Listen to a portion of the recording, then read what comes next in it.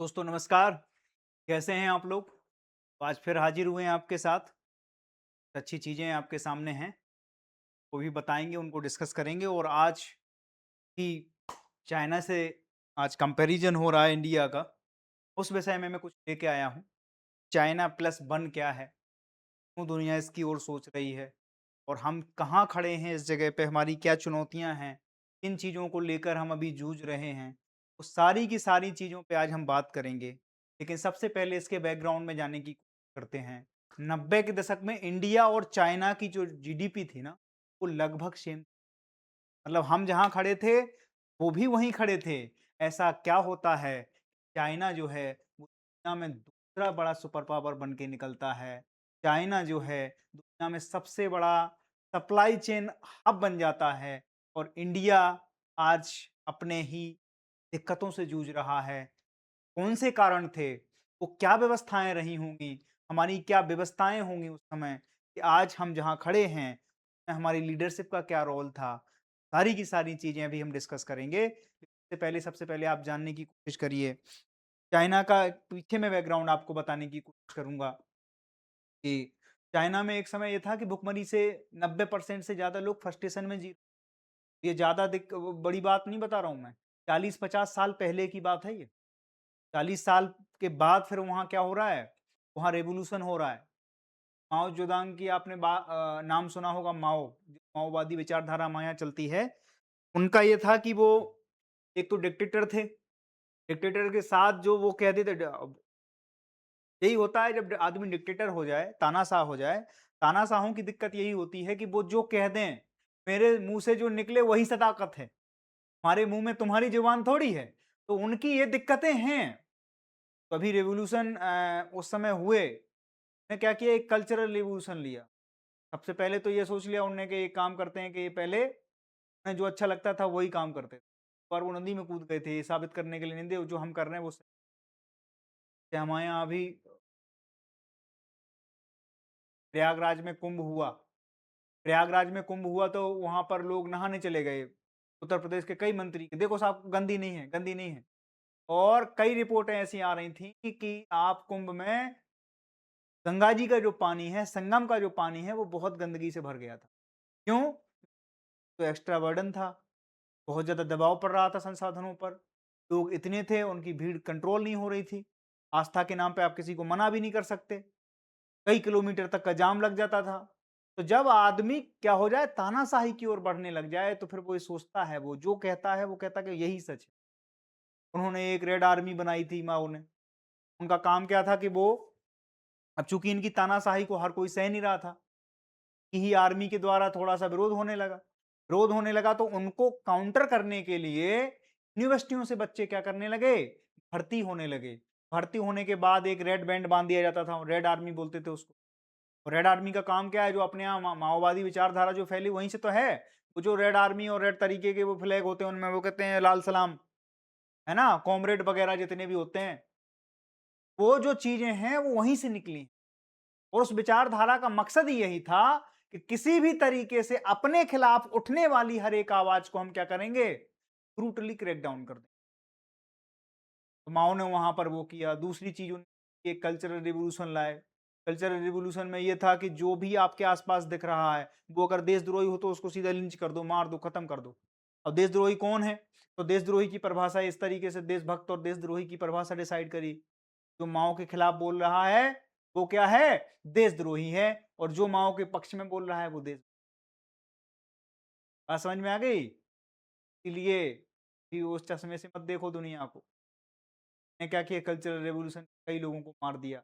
इसके बाद फिर एक दशक आता है, 70 का दशक आता है, 60 का दशक आता है। 60 के दशक में वो क्या करते हैं, उन बच्चों को मार देते हैं। कई बच्चों की मौत होती है उसके बाद। उन्होंने कहा कि एक काम करते हैं, अब आर्मी कंट्रोल हो गई, बच्चों को कंट्रोल करो। बच्चों को कंट्रोल करने के लिए आर्मी लगा देते हैं और कई लोगों को लिंच कर दिया जाता है, कई लोगों को मारा जाता है। ठीक है?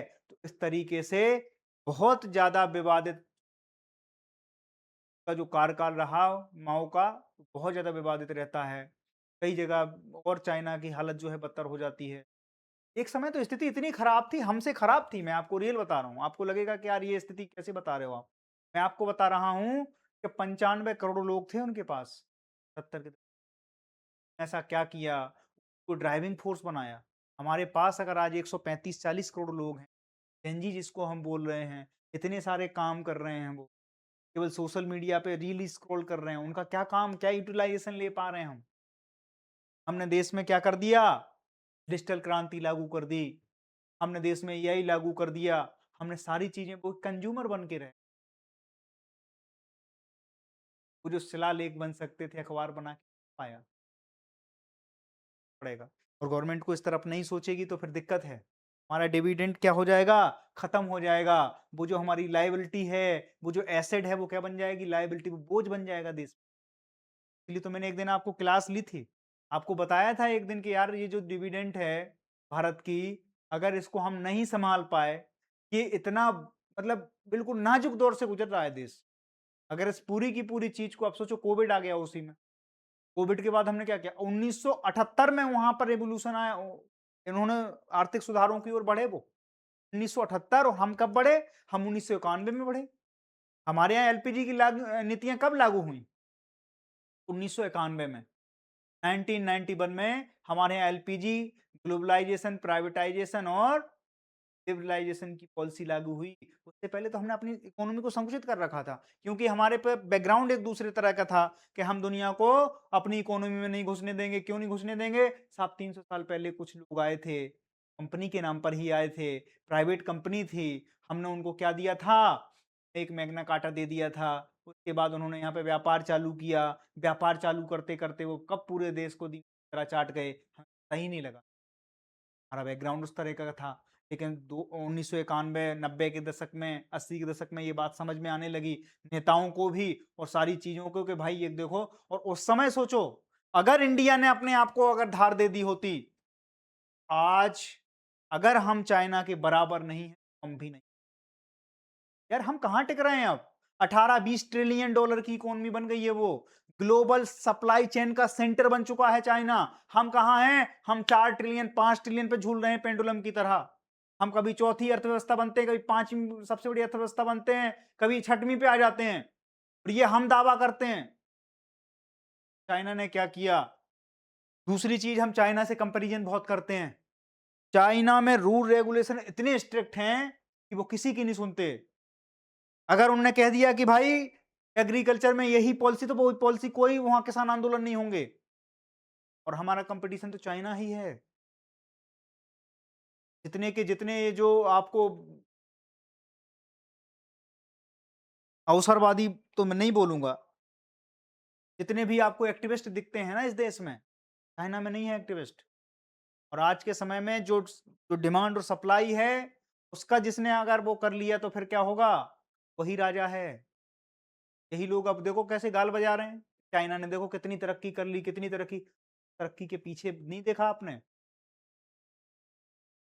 उस तरक्की के पीछे एक सेंट्रल पावर काम करता है, जो किसी की नहीं सुनता दुनिया में। चाइना ने बहुत रोक लिया है यार, उनके यहाँ नहीं चलते ये सब। उनके नहीं चलता इंस्टाग्राम, उनके यहाँ नहीं चलती ये सब रीलबाजी।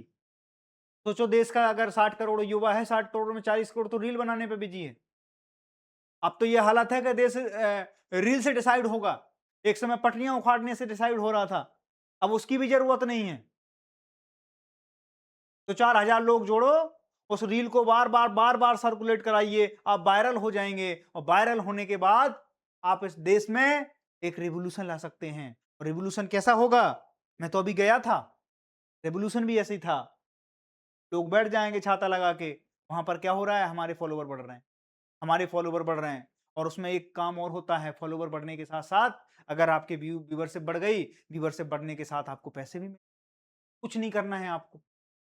आपको बिना किए सारे के सारे क्रिएट कंटेंट जो क्रिएटर हैं, कंटेंट क्रिएटर, उन सबके ऐसे ही आ रहा है, ऐसा ही इनकम का सोर्स है। सोचो उन्होंने क्या किया? ने यूट्यूब बनाया, उन्होंने कोई ऐसा सॉफ्टवेयर उसमें डाला है और व्यूअरशिप तो घणों की भी बहुत अच्छी आती है। तो उसके लिए क्या कर सकते हैं? तो आपकी कैटेगरी क्या है?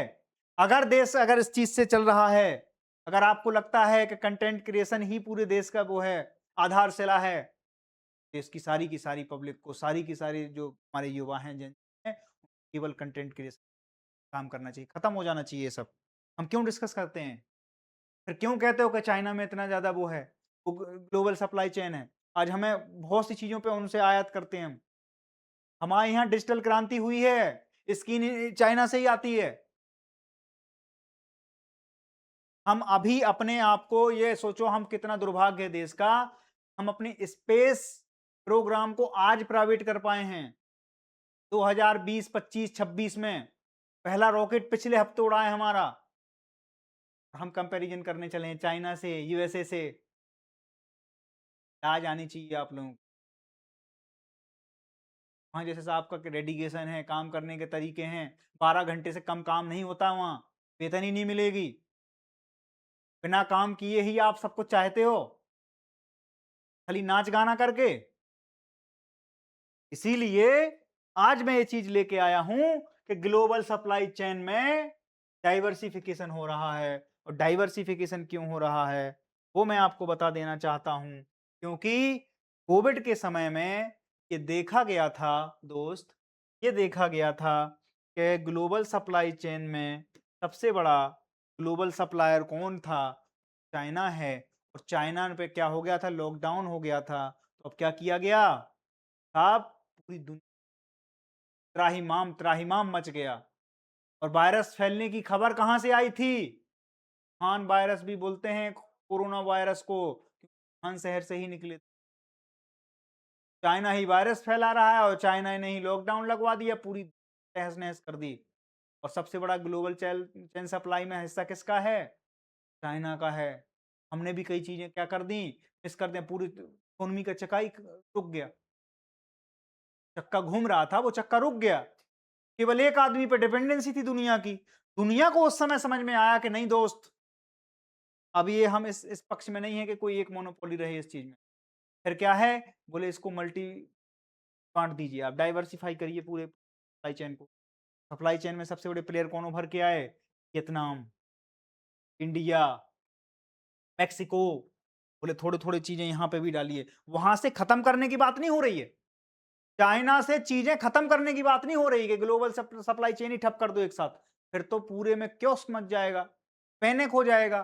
तो फिर क्या है, धीमे धीमे शिफ्टिंग करिए। कहां पे? इंडिया में। क्यों? क्योंकि चाइना में जब उस समय का नाम से वो हो रहा था, अमेरिका का बहुत बड़ा हाथ है। वहां के एक बहुत बड़े थिंक टैंक थे जो जियोपॉलिटिक्स में बहुत फेमस रहे, के कई कोर्ट डायरेक्ट और इनडायरेक्ट आज भी दुनिया पे एप्लीकेबल हैं। उन्होंने ही कहा था पॉलिटिक्स में ना तो कोई परमानेंट एनिमी है, ना कोई परमानेंट फ्रेंड है। All are these are interest. जिसके जहां पे जिस तरीके के इंटरेस्ट शो हो रहे हैं, केवल वही चीजें। ये आजकल जियोपॉलिटिक्स में क्या है, ये तो डोमेस्टिक पॉलिटिक्स में भी। डोमेस्टिक पॉलिटिक्स में भी तो कोई इथिकल वैल्यूज थोड़ी होती किसी की। आज हमें यहाँ मंत्री पद मिला तो हम वहां चले गए, वहां मंत्रालय मिला तो वहां चले गए, राज्यसभा की वहां सीट मिल रही थी आम आदमी पार्टी, वहां चले गए। थोड़ी देर में पता चला कि वो पूरी पार्टी तोड़ के यहाँ आ गए, बीजेपी में हो गए। वैल्यू नहीं। और बाद में केवल एक भाषण सबका है। बस हमारा हृदय परिवर्तन हो गया था, इसलिए हम वहां से यहाँ चले आए। हमें वहां सब कुछ ठीक नहीं लग रहा था। हमने कई बार उन्हें सुधार करने की, हमने कई बार उनसे बोला। ये कॉमन आरोप है और ये सबके हैं। केवल इस देश को नहीं समझ में आ रहा है कि हमारे इंटरेस्ट क्या है, हमें क्या करने की जरूरत है। हमें रील बना के स्क्रीन पे खाली रील बना के काम चल रहा है, तो वो भी हम कर दे रहे हैं। अब देखो आप, ये क्यों उभर रहा है? तो हमने अभी कोविड 19 देखा, यूएसए, चाइना, ट्रेड टेंशन। और इसके बाद हमने क्या देखा? लेबर कॉस्ट भी इंक्रीज हो गई चाइना में। पहले बहुत सस्ती लेबर थी, भुखमरी थी, भूखे मर रहे थे सबके सब। इतना पैसा दो दोगे साहब, 2 वक्त की रोटी मिल जाए, इतना ही दे दो हमें। अब क्या हुआ? धीमे धीमे धीमे पैसा आने लगा, लाइफ स्टाइल में इंक्रीज इंक्रीज हुई, पैसा बढ़ा, तो फिर हमारी एक्सपेक्टेशन भी बढ़ गई। हमारे यहाँ भी तो यही है। हमारे यहाँ जो अब आईआईटी वगैरह आईआईएम से निकलता है, वो क्यों जाता है यूएसए? पैसा ठीक है, लाइफ स्टाइल बेहतर है, वहाँ भाग जाते हैं, ब्रेन ड्रेन हो जाता है हमारा। इंडिया में भी अब वही चीजें हो रही, क्योंकि एक इंफ्रास्ट्रक्चर बिल्ड होने लगता है। तो ये कॉमन सा एक फिनोमेना है समाज में, सोसाइटी में, कि फिर क्या होगा? लाइफ एक्सपेक्टेंसी बढ़ेगी, पैसा बढ़ेगा, वो सारी की सारी चीज़ें लाइवलीहुड जो है सारी की सारी चीज़ें पैरामीटर में आ जाएगा। यही तो है एक आदर्श समाज की पहचान। चाइना अब उस चीज़ को अचीव करने पे 95 करोड़ का वर्कफ़ोर्स उसने अपनी ड्राइविंग सीट पे बैठा दिया और उस वर्कफ़ोर्स ने क्या किया? चाइना को 30 साल के अंदर ज़्यादा समय नहीं हुआ चाइना को, 30 साल, पिछले 40 साल और इन 40 सालों में यानी कि 4 दशक में एक नींव डाली गई देश की। नींव डालने के बाद उस पे पिलरिंग की गई और पिलर डालने के बाद एक बुलंद इमारत खड़ी कर दी गई, जिसके सामने दुनिया की बड़ी-बड़ी शक्तियाँ नतमस्तक। अमेरिका खुद कहता है जी 2। अमेरिका की खुद की गद्दी हिली पड़ी है। पूरे के पूरे पायदान खिंचे पड़े हैं उनके। और ऐसा क्यों हो पा रहा है? वहाँ के लोगों ने, वहाँ के युवाओं ने अपने देश की कमान को सँभाला और सही डायरेक्शन में। हमारे यहाँ ये कोई कहने वाला है? साहब भाड़े के टट्टू राजनीति करने वाले। कोई ये पूछने वाला नहीं है कि साहब क्या है, क्या किस तरीके से। और ये इस सरकार का नहीं, किसी भी सरकार में। किसकी ज़िम्मेदारी थी? एक देश हमारे पैरेलल चल रहा था। हमारे पास भी उतना ही वर्कफ़ोर्स था। उनके पास भी उतना ही वर्कफ़ोर्स था। किसका विज़न था कि आखिर ये सब चीज़ें नहीं होनी चाहिए? 1991 में आके हमें अकल आती है। 13 साल पीछे था केवल देश वो। 13 साल पहले उन्हें सद्बुद्धि आ गई, हमें सद्बुद्धि नहीं आई।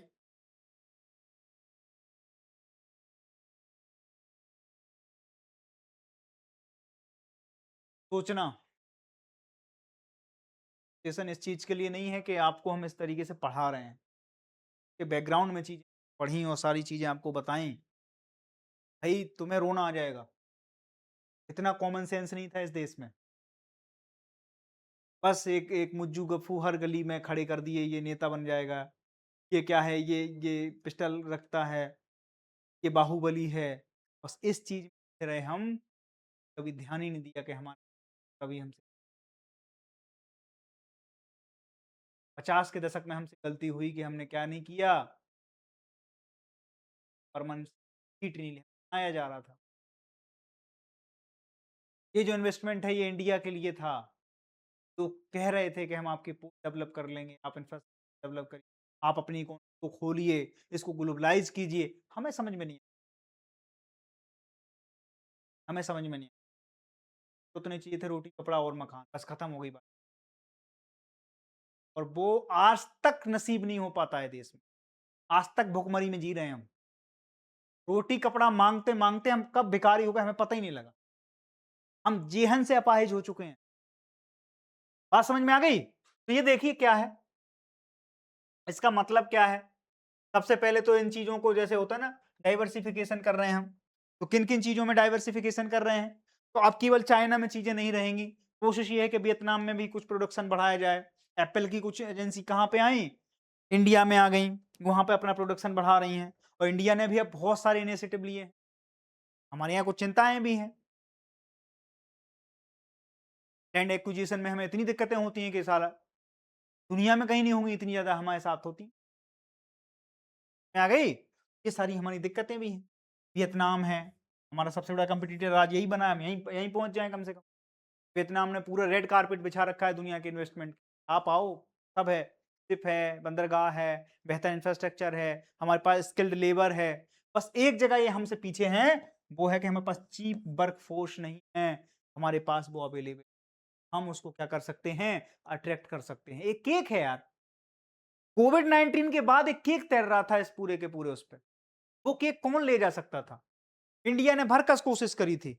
बहुत सारे रिफ़ॉर्म किए पर उनको अमली जामा नहीं पहना पाया, धरातल पे चीज़ें राजनीति इतनी हो जाती है हमारे यहाँ। ढंग से इन्हें पता है, सबको पता है, ये इन्हीं की पॉलिसी है। ये जो आज विपक्ष में बैठे हैं, ये सब इनकी पॉलिसी है, जिसको इम्प्लीमेंट करने के लिए रूलिंग गवर्नमेंट कोशिश कर रही है। अब वही जाके विरोध करेंगे। हम भी अपने वो ठोक देंगे, ताल ठोक देंगे उस अरे, अरे! नहीं, नहीं, नहीं, सही कह रहे हो, आप सही कह रहे हो, आप सही आप उनको पढ़ो। 12-13 10-11 में वही कह रहे थे ये जो आज ये बोल रहे हैं, क्योंकि रास्ता वही है। किसान जो रिफ़ॉर्म के लिए 3 चीज़ उसमें भी एक एंगल जोड़ दिया गया। साहब अडानी-अंबानी के लिए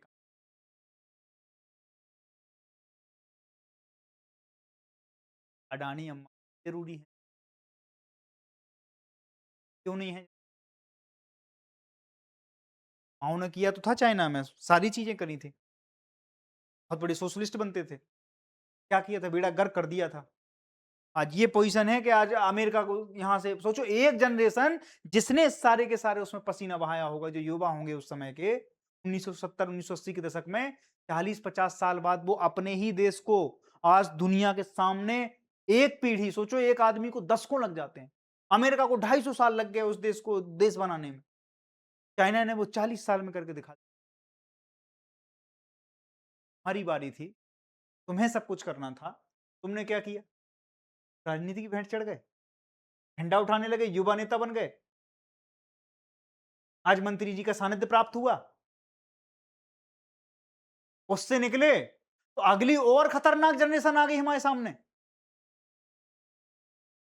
तो जिम जाती है, जो रोड पे जाती है, हर जगह उन्हें रील समझ में आती है। ये देश पूरा रील है, सब रीलबाज बन चुके हैं।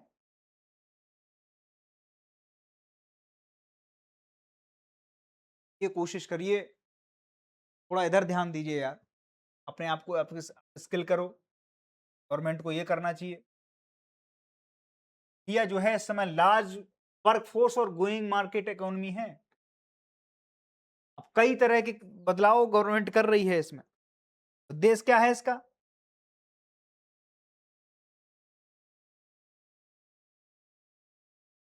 इसका यही है कि लचीला और विविधीकृत और सुरक्षित वैश्विक आपूर्ति श्रृंखला का विनिर्माण, इन सब चीजों का क्या है उद्देश्य? यही है कि ये सारी चीजें हो जाएं।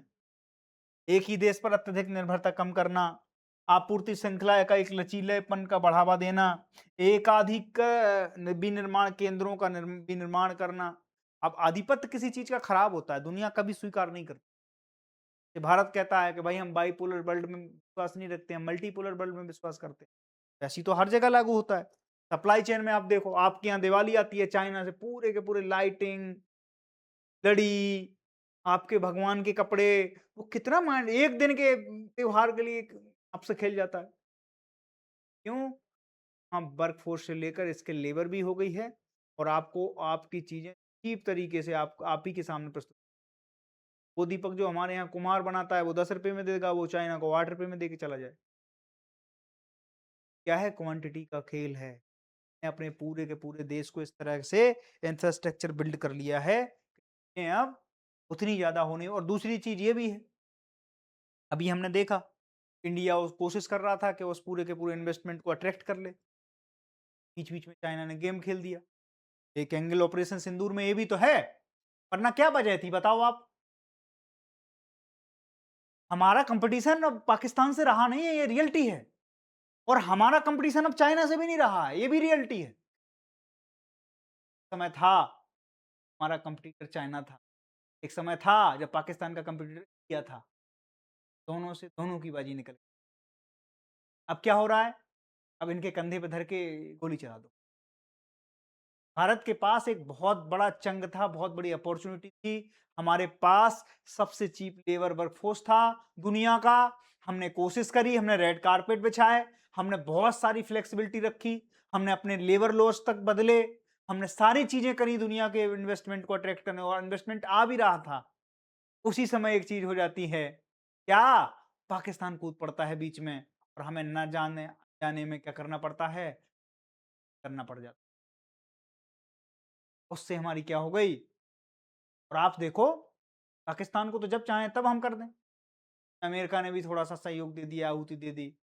टर्की ने भी आहुति दे दी।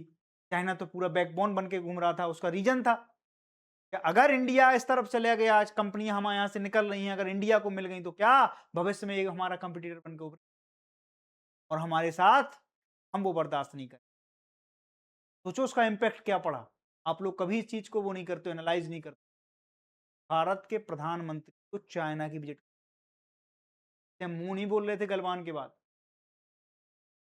देश का प्रधानमंत्री मजबूत होगा ये जरूरी नहीं, लेकिन अगर देश मजबूत होगा, आप देखो, मूर्ख लंपट को भी बिठा दोगे गद्दी पे, वैल्यू है। अमेरिका का राष्ट्रपति गद्दी की वैल्यू है कि वो राष्ट्रपति है, बाकी वो तो हैं तो मूर्ख लंपट ही। यहाँ क्यों सोचती है कि इस तरीके से काम? आपके संस्था की वैल्यू बहुत है, आपके राष्ट्र की के लिए आपको काम करना है, उसके लिए बीजेपी और कांग्रेस और सपा समाजवादी पार्टी नहीं कर। देखिए आप, भारत के पास अवसर क्या है? सेमीकंडक्टर चिप हम खुद बना रहे हैं और दुनिया भर में इसकी डिमांड बहुत हाई है और अब हम क्या बल्क में प्रोडक्शन कर रहे हैं, ठीक है? इसमें हम उन्हें बीट कर सकते हैं चाइना को। हम इसमें इन्वेस्टमेंट अट्रैक्ट कर रहे हैं बहुत बड़े पैमाने पे।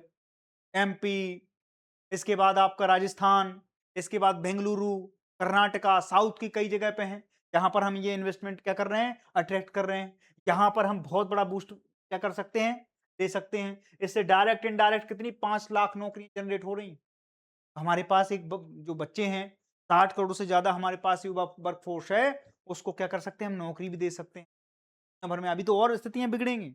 अभी आपको एक प्रोटेस्ट देखने को मिला और भी देखने को मिलेगा, उसका रीज़न समझ लो। क्योंकि जो फ्रस्ट्रेशन है वो बढ़ती जा रही है और फ्रस्ट्रेशन बढ़ने का काम समझो आप। हमारे पास उस तरह का कोई मैकेनिज़्म नहीं है आज के समय में। 95 करोड़ लोग थे चाइना के पास। अगर वो उस समय ढंग का वर्कफ़ोर्स तैयार नहीं कर रहे होते, तो वहाँ फ्रस्ट्रेशन बढ़ चुकी होती और वहाँ पर भी क्या हो गया होता? वहाँ पर भी इसी तरीके के आंदोलन हो। देखो उन्होंने उस चीज़ को सँभाल लिया।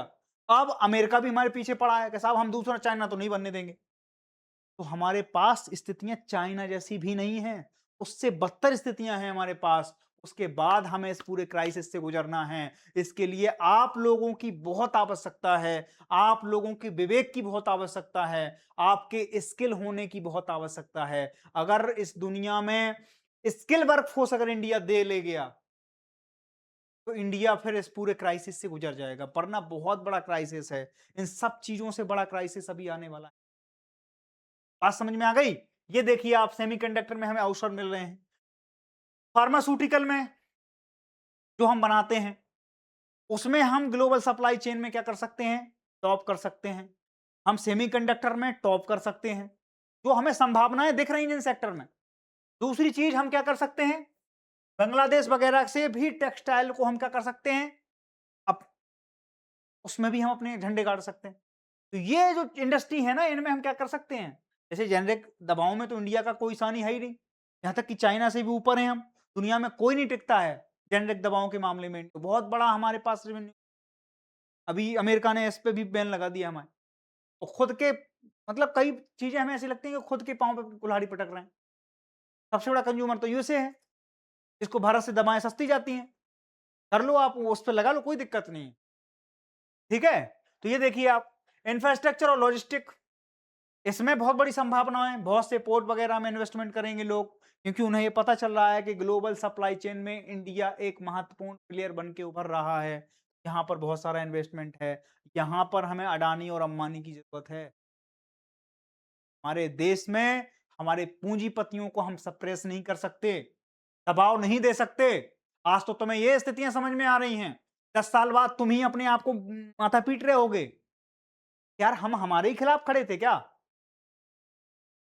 अरे एक परिवार की वेल्थ बढ़ रही है तो वो देश की तो वेल्थ बढ़ रही है। पता चला एयरटेल वहां से यूके ले जाए पूरा पैसा, वो तो देश की भी चली गई और आदमी की भी चली गई। कोई आदमी तो होंगे, देश के ही आदमी होंगे ना जिनको पैसा दिया जा रहा है। यहाँ पर हमारे पूंजीपतियों को आगे आना होगा, यहाँ पर काम करना होगा। तीसरी चीज देखो आप, व्यवसाय करने में आसानी होगी।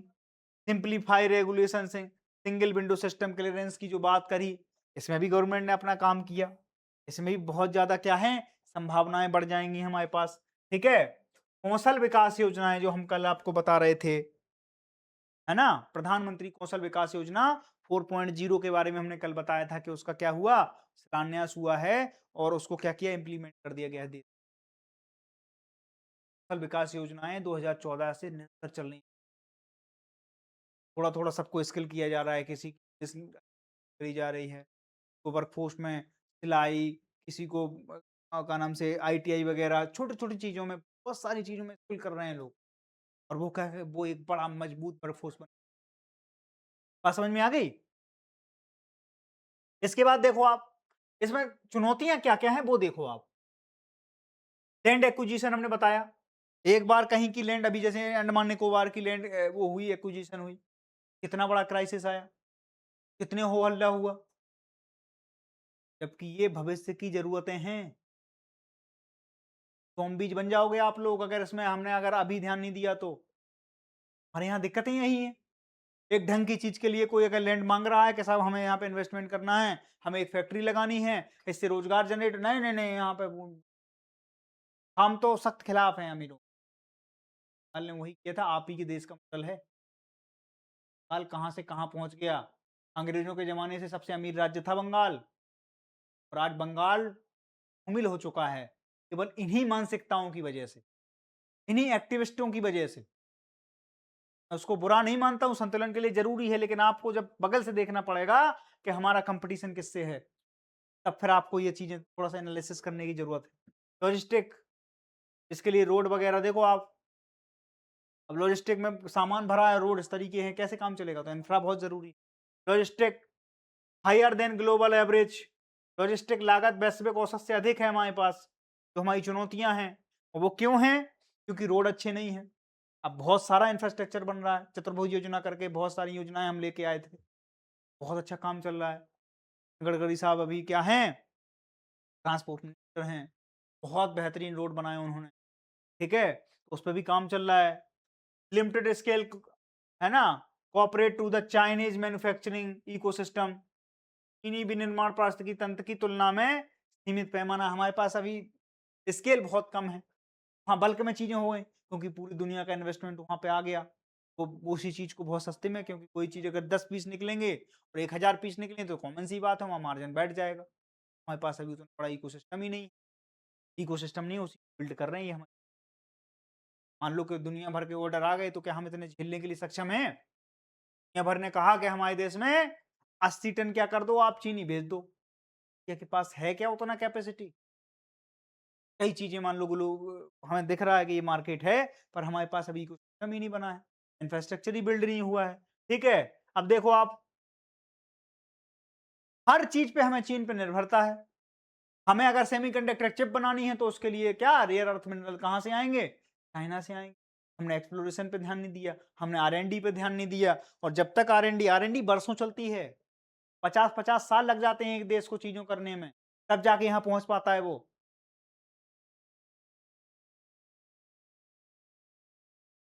समझ रहे हो ना? तो ये सारी की सारी चीज़ें हमारे पास इसका अभाव है, इसका प्रभाव हमें क्या करता है? दिखाई देता है। बात समझ में आ गई? अब आप देखो आगे, सुझाव क्या हो सकते हैं? भूमिगत और श्रम सुधारों में सरलीकरण चाहिए हमें। भूमि और श्रम में क्या चाहिए? सरलीकरण। कि अभी लैंड लेबर लॉज़ हमने क्या किए थे? रेक्टिफ़ाई किए थे। कई चीज़ों में हमने सुधार किए हैं। गवर्नमेंट अपने स्तर पे ला रही है, लोग उसमें दबा के विरोध कर। आप देखिए बंदरगाहों, अब हर चीज़ को किससे जोड़ दिया जाता है? हमारे देश में कोई बढ़िया चीज़ हो जाए उसको 2 आदमियों से जोड़ रहे हैं आजकल। ये बहुत अच्छा एक नया ट्रेंड चल पड़ा है इस देश में कि अगर लेबर लॉज़ में सुधार है, अडानी-अंबानी को फ़ायदा पहुँचाने का काम हो रहा है। अरे अडानी-अंबानी के अलावा भी तो कोई प्लेयर हैं, दुनिया आप तक कैसे पहुँचेगी? अगर हमें वो लैंड ही नहीं मिल रही उन्हें, उन्हें कोई सिस्टम ही नहीं यहाँ पे जच रहा है, वो तुम्हारे इन्वेस्टमेंट करने क्यों आएँगे? वो वियतनाम चले जाएँगे, मेक्सिको चले जाएँगे। उन्हें तो हर चीज़ सिम्प्लीफाई चाहिए। ग्राहक को तुमसे क्या मतलब है? तुम्हारी परेशानियों से क्या मतलब है? उसे ये सारी चीज़ें क्या चाहिए? एक बुफ़े में चाहिए सारी चीज़ें। वहाँ पर आपको सिम्प्लीफाई करने की ज़रूरत है। अब वो हमारी इंटरनल पॉलिटिक्स उसमें इन्वॉल्व होती है। बंदरगाहों, गलियारों और बिजली की विश्वसनीयता में निवेश करना ज़रूरी है। हमारे यहाँ बिजली चली जाती है, सोचो। एक आदमी प्रोडक्शन कर रहा है, कितना प्रोडक्शन कर रहा है? पता चला 70 टन कर रहा है दिन का। बिजली चली गई 4 दिन तक, डीपी नहीं रख रही है, ट्रांसफार्मर में फूँका हुआ है, क्या करेगा आदमी? या में आके अब इन्वेस्टमेंट पैसा, कई इंटरेस्ट वगैरह उसका लग रहा है, पैसा उठा रखा है ब्याज पे, कैसे आप तक कोई चीज़ पहुँचे? ये सारी की सारी दिक्कतें भी हैं। के लिए क्या है, विश्वसनीय पे क्या बिजली पे भी निवेश होना चाहिए, क्या हमारी एनर्जी क्राइसिस दूर हो। भागीदारी देशों के साथ गहरे व्यापार समझौते, इसके लिए भारत अभी हर आदमी के साथ एफटीए साइन कर रहा है। यूरोपियन यूनियन के साथ हम एफटीए साइन कर रहे हैं, कई देशों के साथ हम एफटीए लगे हैं साइन पे साइन करने। क्यों?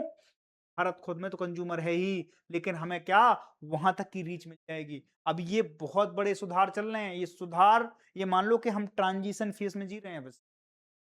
जो चाइना ने 1978 में अपने यहाँ रिफॉर्म करे थे, वो इंडिया 2019-20 के बाद अब रिफॉर्म करने जा रहा है। यानी कि हम पूरे के पूरे 30-33 साल लेट हैं। देखते हैं कब तक ये चीजें असर दिखाती हैं। कोशिश तो कर रही गवर्नमेंट हर तरीके से हाथ पांव फुला के, ठीक है। लेकिन हमें लग रहा है कि जब तक ये जो युवा हैं ये बूढ़े ना हो जाएं, और ये युवा बूढ़े हो जाएंगे रील बनाते बनाते, ये सबसे बड़ा दुर्भाग्य है।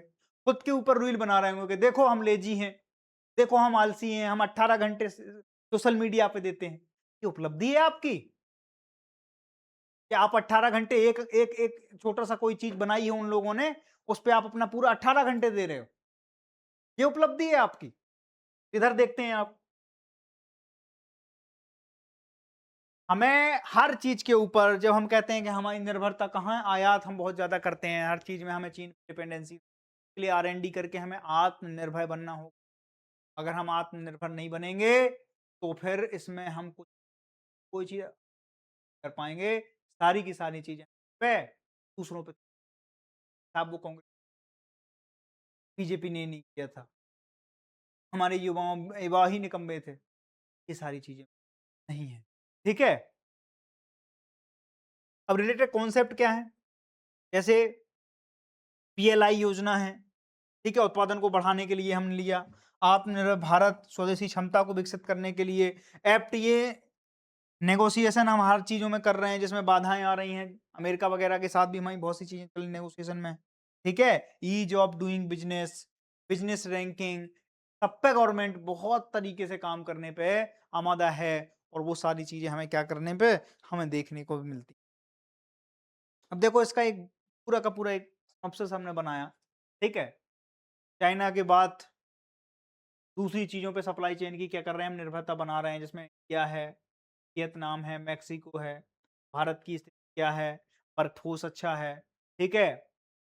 Companies keep China operation but add on the, कंपनियां चीन में संचालित जारी रखना चाहती हैं लेकिन एक वैकल्पिक विनिर्माण आधार हमें विकसित करने की, ठीक है।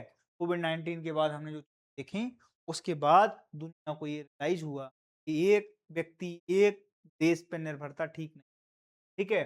उसका बहुत सारी चीजें हम कहाँ-कहाँ अपनी चीज कर सकते हैं, कहाँ-कहाँ झंडे गाड़ सकते हैं, ये सारे के सारे सेक्टर हैं। हमारी चुनौतियाँ क्या हैं, चाइना के साथ हमारा कंपटीशन किस तरीके से है, वहाँ पर क्या चीज़ें हो चुकी हैं।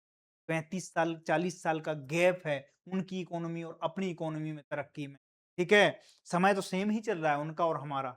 हमारे यहाँ भी 2026 चल रहा है, वहाँ पर भी 2026 चल रहा है, लेकिन हम यहाँ चूक गए।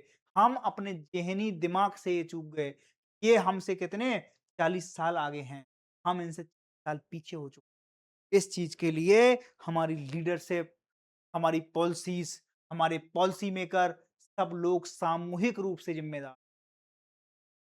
बात समझ में आ गई? तो ये सारी की सारी चीजें जो मैंने आपको क्या किया, बताया, और इसमें क्या है, सामूहिक जिम्मेदारी सभी की है, ठीक है। अब देखो आप अगला टॉपिक देखो, गवर्नर के बारे में हमने बताया आपको। गवर्नर की भूमिका क्या होती है? गवर्नर की भूमिका सबसे पहले तो आप देखो, राज्य जो विपक्ष में होंगे वो ये कहेंगे कि साहब ये तो केंद्र केंद्र का एजेंट बिठा देते हैं हर राज्य में। गवर्नर क्या है, सबसे बड़ा सुप्रीम पद होता है संवैधानिक उस राज्य में।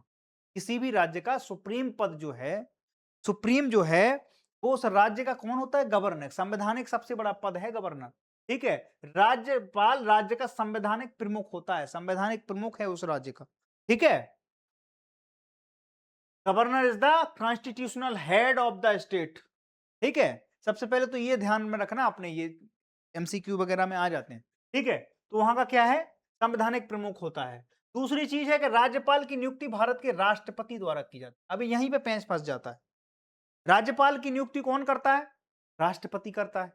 राष्ट्रपति किसका होता है, तो कोशिश ये की जाती है कि जो रूलिंग गवर्नमेंट है वो अपने हिसाब का क्या है, राष्ट्रपति रखता है। और राष्ट्रपति जैसे उसने नियुक्त कर दिया या उसका चुनाव उसने जीत लिया, राष्ट्रपति उनका है, फिर क्या है, इसमें बहुत ज्यादा संभावनाएं हैं कि ये क्या है, 22 तरीके से अपने हिसाब का व्यक्ति उस राज्य में क्या सत्ता की हाईजैकिंग में चला जाता है।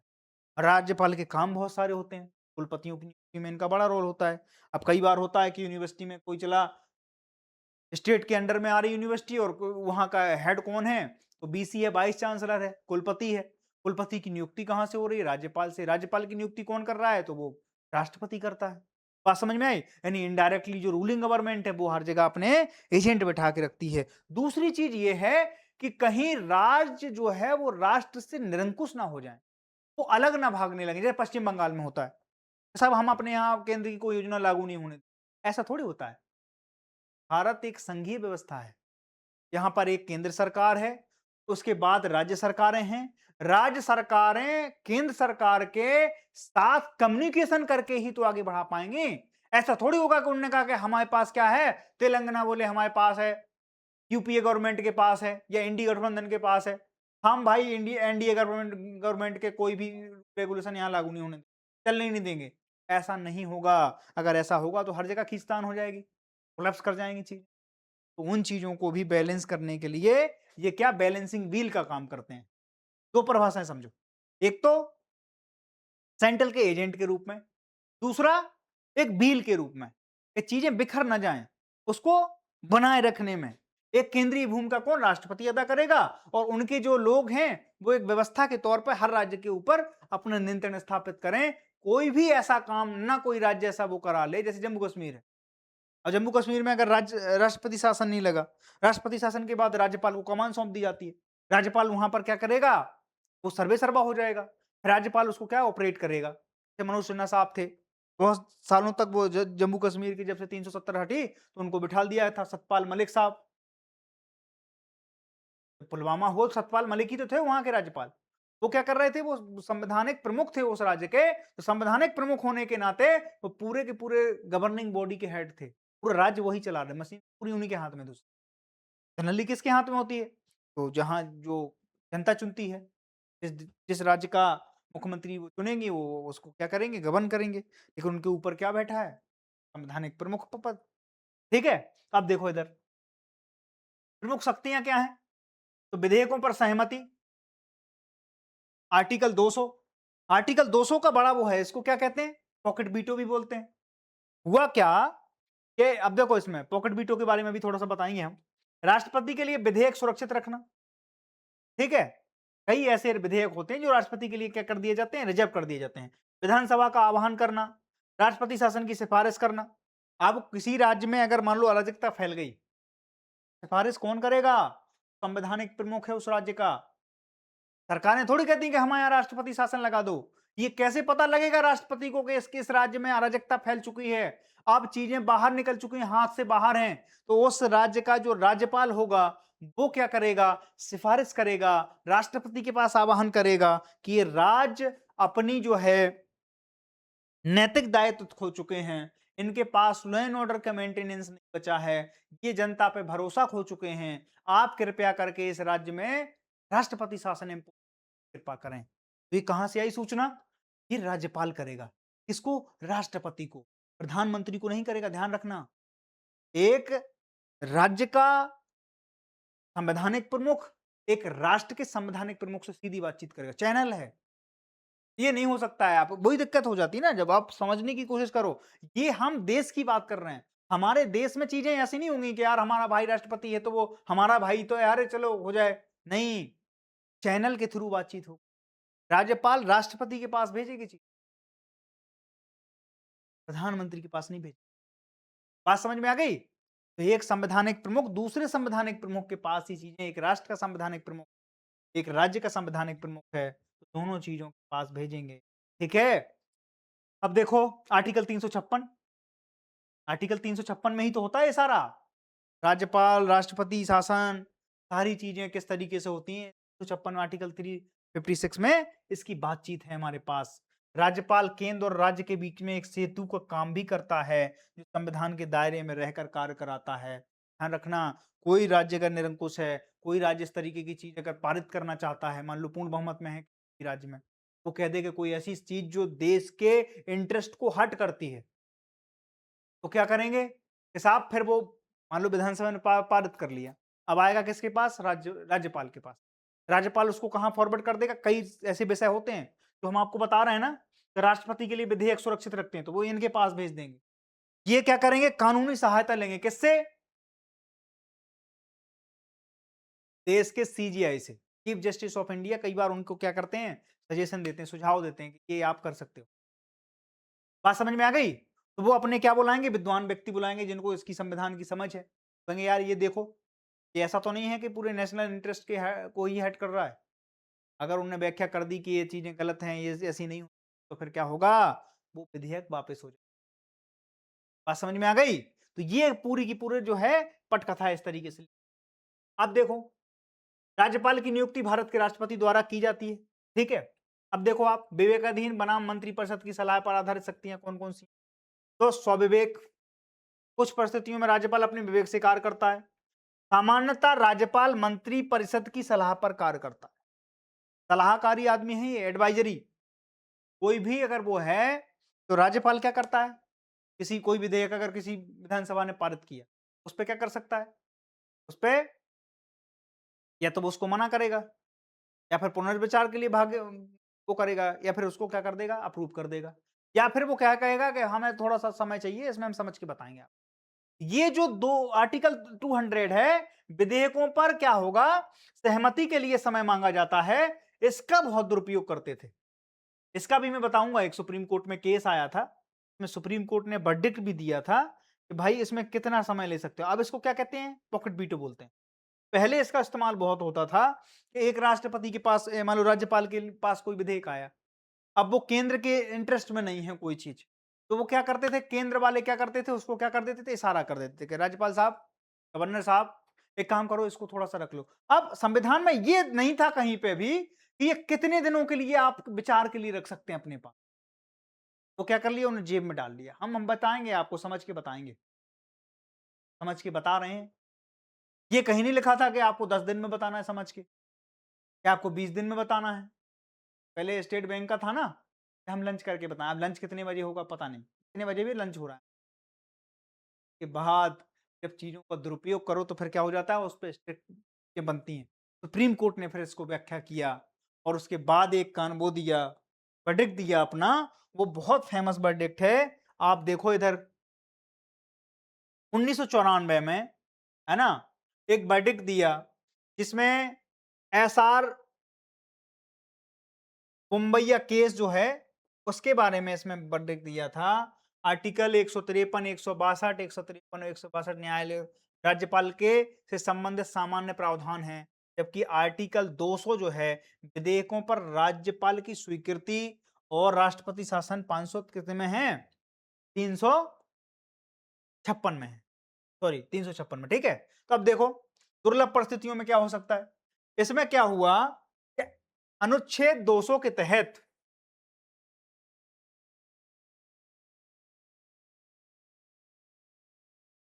सुप्रीम कोर्ट ने यह तय किया कि यार एक काम करो, राज्यपाल के लिए एक समय सीमा निर्धारित कर दो, आपको इतने समय के अंदर देना ही है। पहले क्या करते थे, पॉकेट बीटू लगा देते थे, हम समझ के बता देंगे, कर देंगे, करा देंगे, हम कौन खा के भग रहे हैं। इस पे फिर सुप्रीम कोर्ट सख्त हुआ कि ऐसा थोड़ी है, तुम 20 साल के लिए टांग दो, राज्य की तो वो स्थिति खराब हो जाएगी ना, जनता के पास दबाव देता भी है उसकी। आर्टिकल 75 और आर्टिकल 124 यही तो कहते हैं कि अकाउंटेबिलिटी। अब उन्हें वोट मांगने तो किसको जाना है, वहां की मंत्रिपरिषद को जाना है जो राज्य की है। राज्यपाल साहब ने क्या किया, केंद्र के इशारे पे, बहुत हुआ है इस देश में, बहुत हुआ है, पॉकेट बीटो बहुत लगे हैं, जेब में डाल के घूम लेते हैं, हाँ चलो अब बता देंगे आपको कब तक, हम इस नहीं कर रहे हैं मना, पर हम हाँ भी तो नहीं भर रहे हैं, हम मना नहीं कर रहे हैं, हम सीखे, हम एडवाइजरी में हैं, हम सुझाव दे सकते हैं, वापस कर सकते हैं, इसमें सुझाव है हमारा कि ये कर दो, फिर 14 दिन 15 दिन बाद आ जाएगा, फिर तुम्हें करना ही है दूसरी बार। दूसरी बार कोई विधेयक आपके पास आएगा तो वो फिर मैंडेटरी है कि आपको करना है, फोर्सफुली ये करके देना है। लेकिन अब उसमें तो कोई दिक्कत ही नहीं है, हम समझ लेंगे, अभी समझ नहीं पाए, अभी वो नहीं थे, अभी वो के पापा नहीं थे, कर लेंगे, आपको बताएंगे जब उनके पापा आ जाएंगे हमारे पास तो बता देंगे, ठीक है। तो इस तरीके के थे, स्वच्छंद होते थे। तो ये सारी की सारी चीजें होती थी इस दिन। राज्यपाल की शक्तियां एक केंद्र राज्य संबंधों में है के निर्णय, ठीक है। 1994 एसआर बोम्बैया केस था जिसमें ये बताया गया था कि फ्लोर टेस्ट विधानसभा में होना चाहिए, अनुच्छेद 1956 का प्रयोग न्यायिक समीक्षा के अधीन है। होता क्या था कि कई बार राज्यपाल है, अब इतना राज्यपाल भी कई बार इस तरीके से हो जाता था। अब किसी राज्य में क्राइसिस चल रहा है, राज्यपाल की सेंट्रल भूमिका है उधर, राज्यपाल किसी पार्टी से खुश हो गया। आपने एक वेब सीरीज आप देखना, रानी भारती करके कोई वो थी, लेडीज हैं, डेमोक्रेसी उसका रोल कर रही हैं, ठीक है? बिहार की पूरी पॉलिटिक्स उसमें बताई गई है। उसमें आप देखो कि गवर्नर कितना पावरफुल हो सकता है, इसके बारे में बताया गया है। गवर्नर 10 दिन पहले नवीन का वो बना देता है, पार्टी के लोग बना देते हैं सरकार। अगली बार भीमा भारती का वो बना देते हैं, सरकार बना देते हैं। मतलब गवर्नर चेक एंड बैलेंस का गेम खेल रहा था उस राज्य में, और ये संभव था, उस समय हो भी रहा था। बाद में सुप्रीम कोर्ट को ये सारी चीजें, जितनी ज्यादा आप किसी भी चीज की अव्यवस्था फैलाएंगे, फिर सुप्रीम कोर्ट क्या करेगा, उतना ही अंदर तक इन्वॉल्व होता रहेगा। आइए तो फिर हम आपसे बात कर लेते हैं। अच्छा, इसके बारे में बताओ क्या है, फिर सुप्रीम वर्डिक्ट देगा, कोर्ट को लगेगा कि संविधान के अनुकूल नहीं है, वर्डिक्ट दे सकता है, और फिर वो जो एक बार वर्डिक्ट दे दी, संविधान के ऊपर क्या है, लागू हो जाती है। आर्टिकल 200 का इतना ज्यादा मिसयूज हुआ, उसके बाद सुप्रीम कोर्ट ने एक टैग लाइन लगा दी कि इतनी ड्यूरेशन में आपको ये करके देना है। बात समझ में आ गई? और दूसरी बात है, पहले क्या होता था, गवर्नर हाउस में आ जाते थे लोग, हाँ साहब हमारे पास इतने, हाँ हाँ इनके पास इतने ही, आज से यही मुख्यमंत्री। अब सोचो, एक आदमी को मुख्यमंत्री बना दिया, कहां पर, गवर्नर हाउस में बुला के, अपने घर बुला के, जाओ आज से तुम हो मुख्यमंत्री, हम सब संभाल लेंगे। राज्यपाल ने बना दिया। अब क्या होगा, जो रूलिंग गवर्नमेंट के हैं, फ्लोर टेस्ट तो होना है 2-3 दिन बाद, एक बार इन्हें क्या कर दिया, घोषित कर दिया। आप समझ, इसकी पूरी सिचुएशन समझने की कोशिश करो। मैं हूं एक राज्य में, मैं अपोजिशन हूं, मेरे पास मान लो कि वहां पर जो पूर्ण बहुमत की सरकार है वो 160 पे बननी है, मेरे पास 120 विधायक हैं, और मैं गया अपोजिशन में बैठ गया, 160 170 किसी के पास है, मेरे पास 120 ही है। मैंने क्या किया, पूर्ण बहुमत 160 पे होना है, हमारे पास 120 है, 40 विधायक कम है, हमें 5 दिन पहले मुख्यमंत्री घोषित कर दिया गया, किसके द्वारा, राज्यपाल के द्वारा। फ्लोर टेस्ट होगा, पता चला मंडे में, 2 दिन का समय मिल गया आपको। 2 दिन में क्या किया आपने, आपने बता दिया कि अब हम ही हैं मुख्यमंत्री। वहां की जोड़ तोड़ करके क्या किया, आया गाम गया राम जो हुआ, ऐसे ही होते थे। तो रिप्रेजेंटेटिव एक्ट में क्या किया गया, फिर संशोधन करना पड़ा, यहाँ इधर भी संशोधन करना पड़ा आर्टिकल 200 में। ये सारी की सारी चीजें ऐसे ही होती हैं, जब उसका मिसयूज होता है, आवश्यकता आविष्कार की जननी होती है। आप किसी चीज का दुरुपयोग करेंगे तो फिर उसको प्रोटेक्ट करने के लिए सुप्रीम कोर्ट हमेशा खड़ा है। बात समझ में आ गई? अब तो देश के सीजीआई साहब भी कह रहे हैं कि पुलिस की लाठी जो थी, साहब लाठी चली क्यों थी। खैर ये बात आपके लिए है, आप जानते हैं इसके की में कौन था। ठीक है, अब देखो, आप चिंता देखो, केंद्र राज्य संबंध में कहां भी दिक्कत होती है, और राज्यपाल की है। किसी भी केंद्र और राज्य के बीच में संबंध खराब होने या संबंध अच्छे होने में गवर्नर का बहुत बड़ा रोल होता है। अब संबंध खराब कैसे होते हैं, विधेयकों पर विलंबन मंजूरी, राज्य विधेयकों पर अनिश्चितकालीन विलंबन से विधायी प्रक्रिया प्रभावित होती है, जो हमने आर्टिकल 200 का जिक्र किया वो यही है। राज्यपाल की निष्पक्षता पर सवाल उठते हैं, खासकर राजनीतिक परिस्थितियों में। अगर हमने बताया ना भीमा भारती और उनका नवीन बाबू का केस, तो उसमें यही होता था। राज्यपाल इतना पावरफुल बॉडी है, आपको ऐसी समझ में नहीं आती है। केंद्र नियुक्ति केंद्र के राज्यपाल क्या करता है, राष्ट्रपति के द्वारा केंद्र सरकार की सलाह पर क्या होती है, नियुक्ति होती है। अब नियुक्ति ही इनकी किसका, केंद्र सरकार की सलाह पर हो रही है।